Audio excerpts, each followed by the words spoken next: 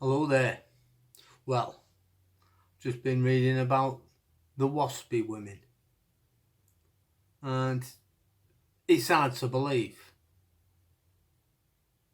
It's hard to believe, isn't it, that the promises, the fiery speeches, the bold declarations from Labour when they were in opposition, back then they stood on a platform of fairness and compassion, holding the government, the Conservative government, to account for its brutal cuts and blatant neglect of people who built this country. They called out the injustice faced by the Waspi women born in the 1950s who spent decades working, contributing and planning for a future they would be assured that would come. Do you remember the outrage Labour expressed when the Tories accelerated the state pension age? They called it an act of betrayal. And they were right, of course.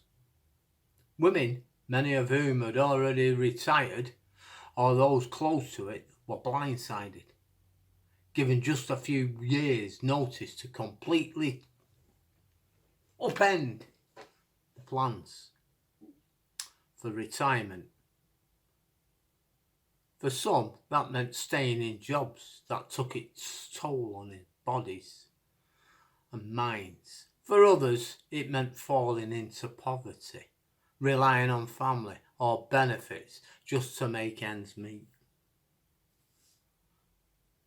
Labour's message back then was clear. These women deserve better. The promise to fight for them.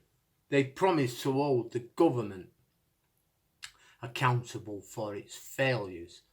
And when the ombudsman found that the government's handling of the pension, it amounted to maladministration. Maladministration.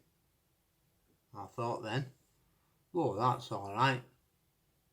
We get justice for these women now. Right, it's game over. But where's the justice now? Now that Labour has the power to act, where are all those promises that they were all there standing with the women? Oh, we support you. When the campaign came along, the election campaigns, did they warn that the compensation for the Waspi women was off the table?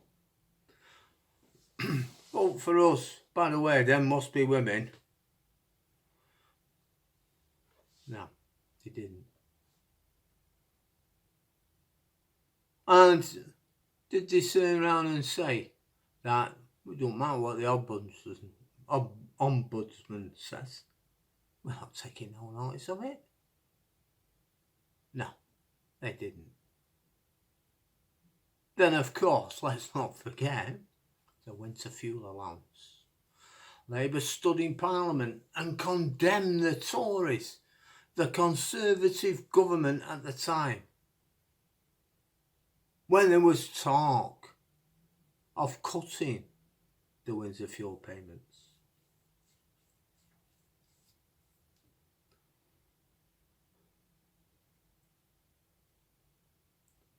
Do you remember their words? They spoke of elderly people forced to choose between eating and heating their homes. They described the indignity, the desperation of pensioners left in the cold, literally and figuratively, because the government were not going to prioritise them. Now, this is your Labour government, this. They made us believe that if Labour ever came into power, things would change.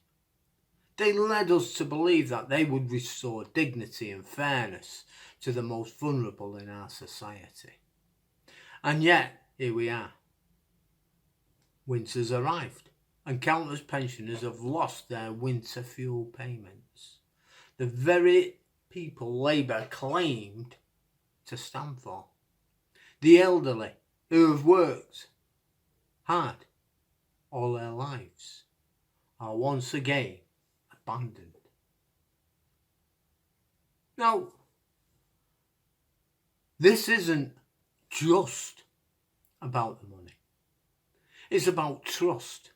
It's about the promises made to ordinary people who believed, perhaps for the last time, that a government would finally have their backs. Labour spoke of fairness. They claimed to understand the struggles of those left behind by the years of austerity. But the reality is that the same vulnerable groups who were ignored by the Conservatives are most certainly being ignored by the Labour Party. And what's worse is the impression they gave us. They didn't just stay silent during their campaigns. They actively painted a picture of hope. They made us believe that Waspi women would finally see justice, that pensioners would be able to live with dignity, that the policies of austerity would end. Instead, they've chosen to hide behind the same excuses we've heard before. Excuses about budgets, about fiscal responsibility, about economic constraints.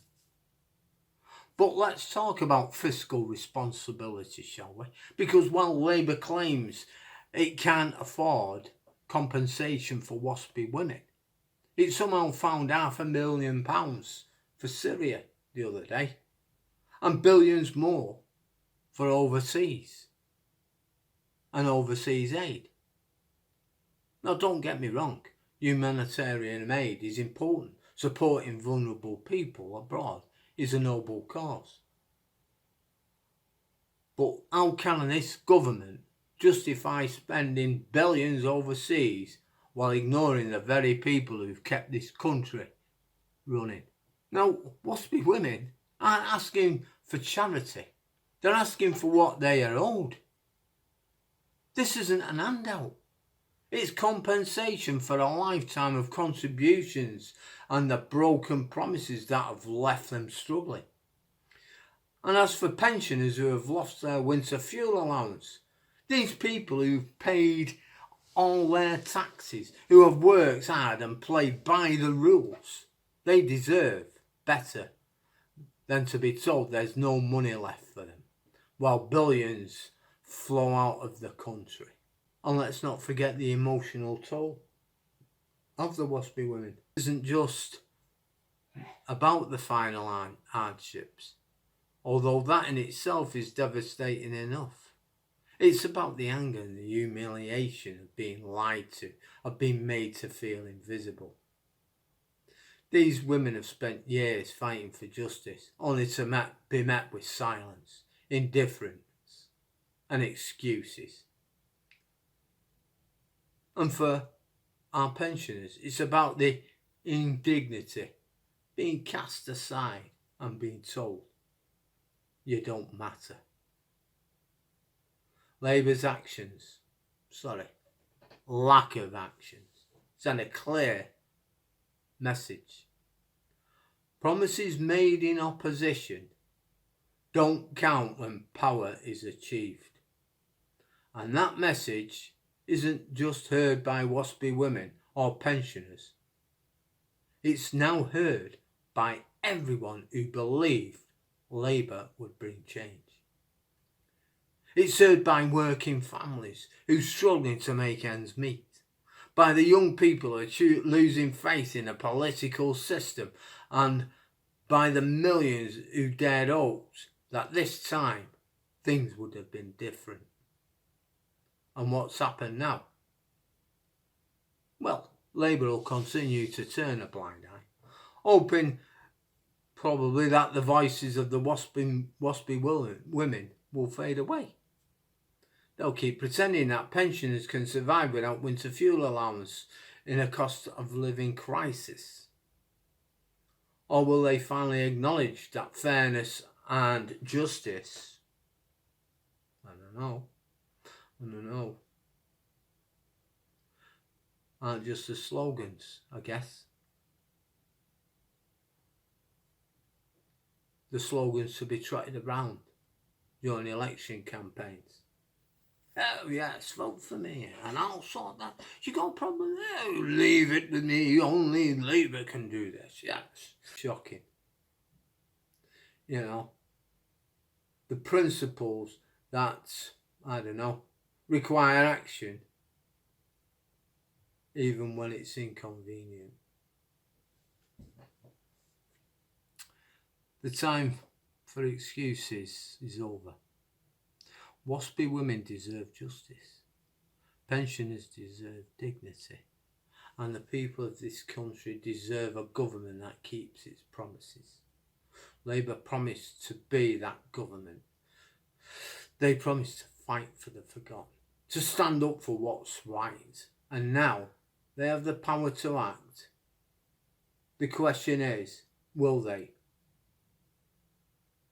Or will they just go down in history as just another party that put their politics before the people? Now I know waspy women are watching. Pensioners are watching. And so are millions of other people around this country who still believe that fairness and compassion should mean something. And it's time for Labour to decide whose side they're actually on. Shocking. In the meantime, take care. Bye now. Bye-bye.